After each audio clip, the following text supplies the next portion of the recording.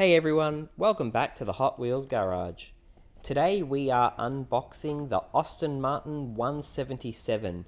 It's from the Hot Wheels Exotic series and it's car 7 of 10. Pretty cool car, this one. Alright, let's rip it out of the box.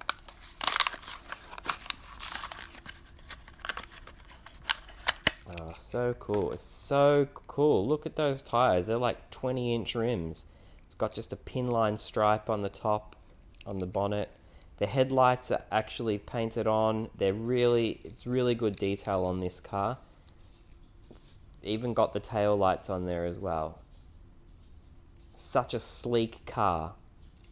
I wonder how this car's going to go on the track.